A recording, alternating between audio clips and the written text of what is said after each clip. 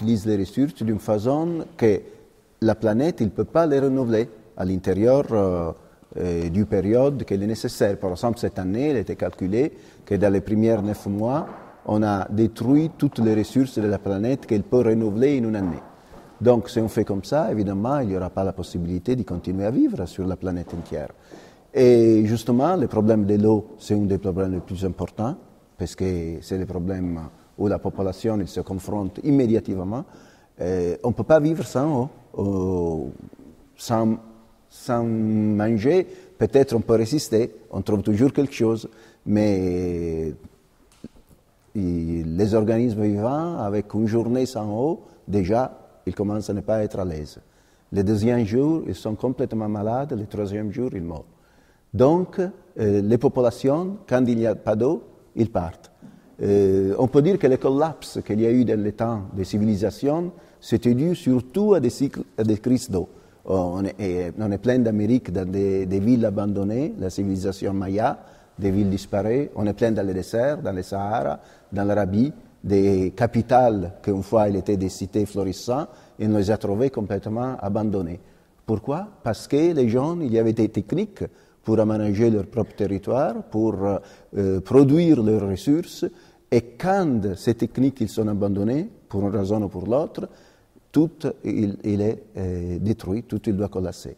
Et donc, moi je pense que la grande crise qu'on est en train qui existe dans le monde et qui nous propose comme une crise financière, ce n'est pas une crise économique, c'est surtout une crise des ressources. L'économie ne se réparte pas parce que c'est un modèle qui ne peut pas marcher. Et les marchés même, ils se sont rendus compte que notre modèle économique, ça ne marche pas. On doit rétablir une approche correcte avec les ressources de la planète si on veut recréer un modèle d'existence sur la planète. Donc, c'est un entier paradigme qu'on doit revoir. C'est un paradigme de connaissance qu'il faut recréer. C'est sur cette base qu'avec l'UNESCO, avec des expériences qu'on a fait, on a pensé que cette connaissance, en effet, elle existe déjà.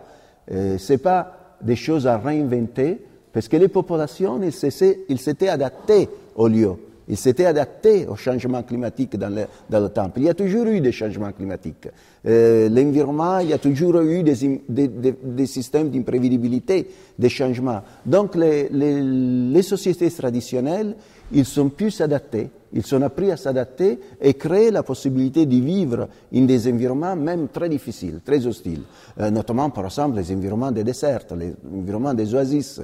L'oasis, pour nous, c'est un exemple extraordinaire, parce que c'est un des plus grands défis que l'humanité a fait à la possibilité de vivre dans des environnements complètement difficiles, complètement hostiles. Or, les oasis, ils sont créés par l'homme. Les oasis sont des espaces cultivés, avec l'introduction des plantes dans les oasis chauds, c'est la palmier dattier. La palmier dattier, c'est une plante domestiquée. Il n'existe pas à l'état sauvage.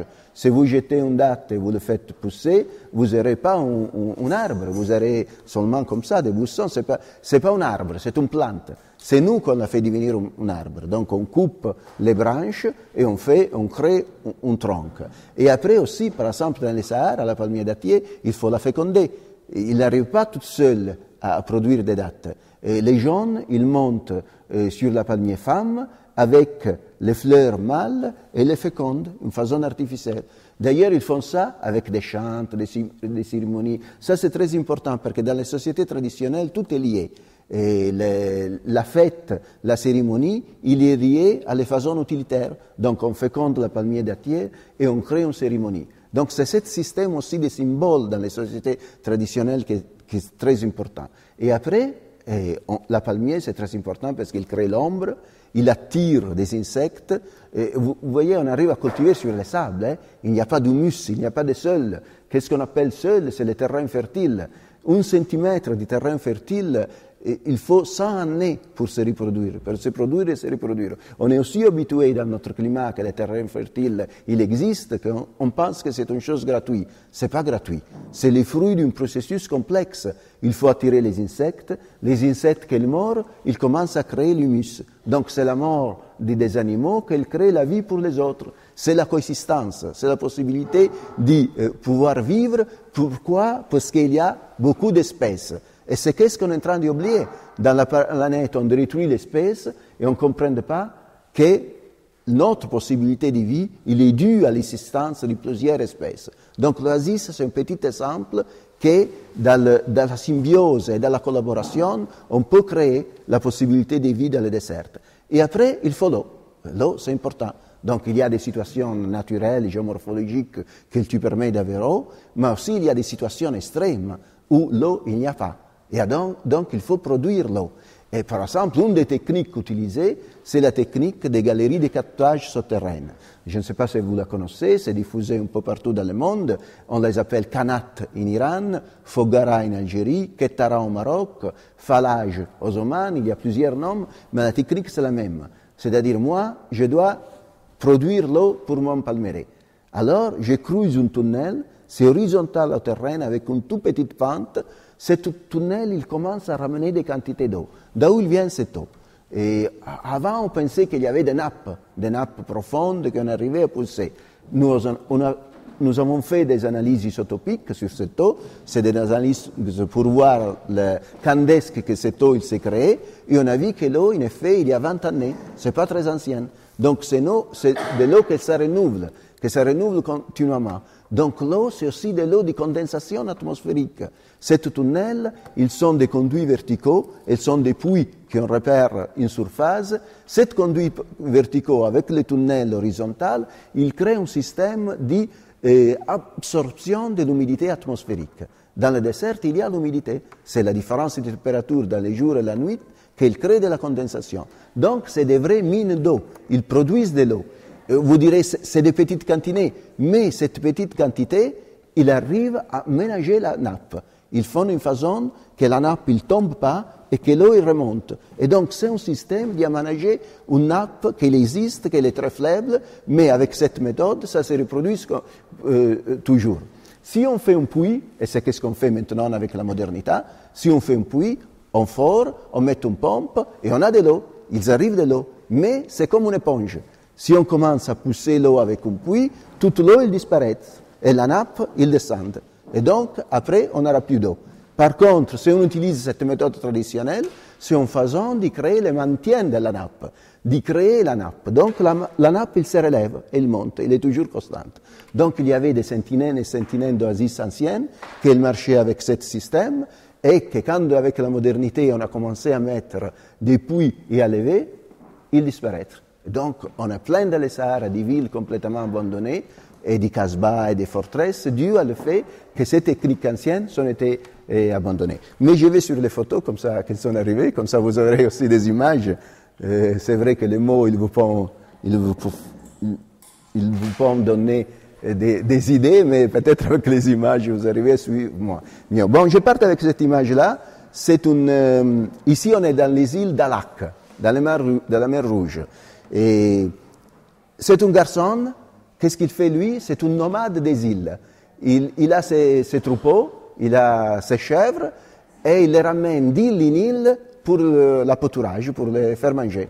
Pourquoi d'une île d'une île? Parce que c'est une façon de transhumance sur la mer. Mais quand il s'arrive sur cette île-là, l'apâturage n'est pas beaucoup, et l'eau, il n'existe pas, il n'y a pas de source. Qu'est-ce qu'il fait? Vous voyez ici, il est en train de poser des pierres. Je me suis demandé, quand je suis allé là-bas, tu poses des pierres comme ça, pourquoi tu poses des pierres? Elle m'a dit, c'est important de poser les pierres. Si je pose les pierres, ici, on n'aura pas de pâturage.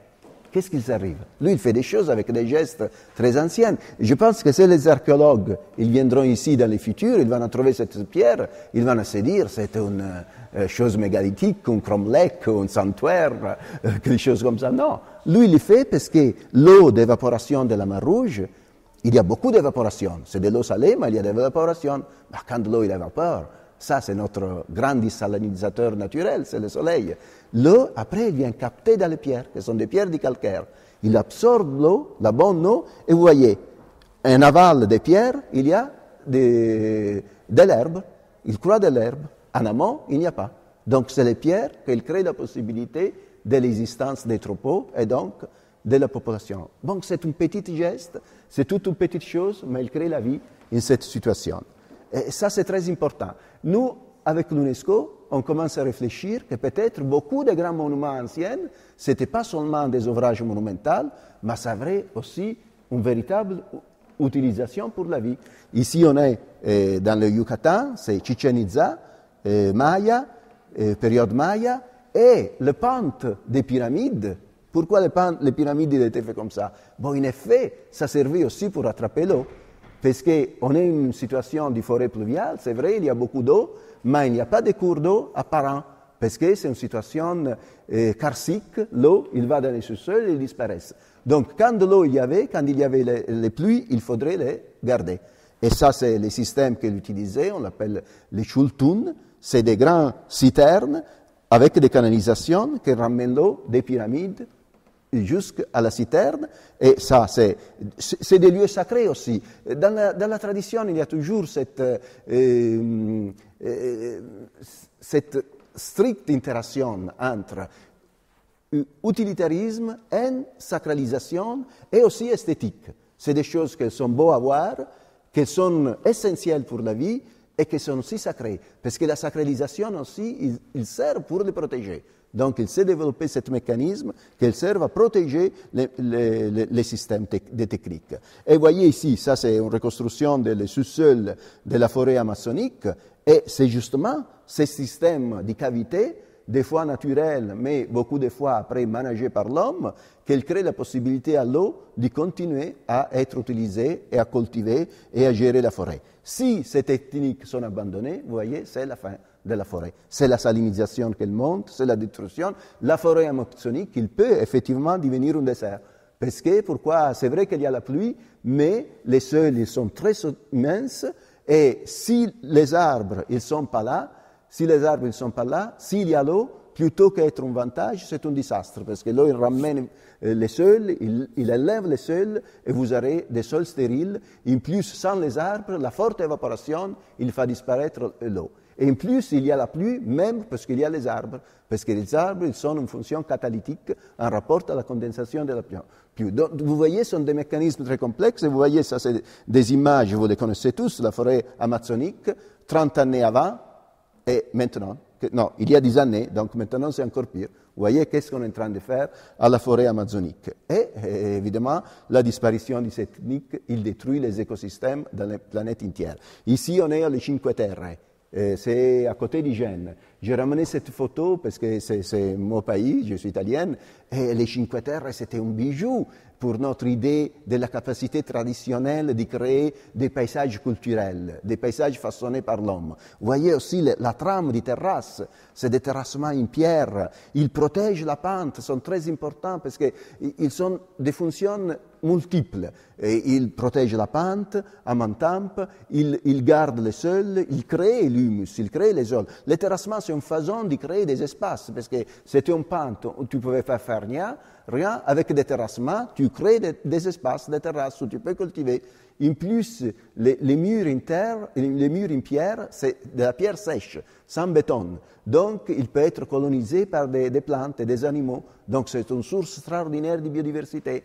En plus, les pierres, ils captent l'humidité et la redonnent au terrain quand il y a trop de soleil, quand il y a la sécheresse. Donc, il équilibre. En plus, souvent, avec les terrasses, il y a tout un système de canalisation qui capte la pluie, ils gardent la pluie. En plus, ils font l'aération du terrain, parce que par les pierres, même le terrain qui est en bas, il vient aéré. Donc c'est pour cela le vent, il est le meilleur sur le terrassement, justement parce que c'est un terrain extraordinaire. Donc vous voyez combien de capacités et de qualités il y a en cette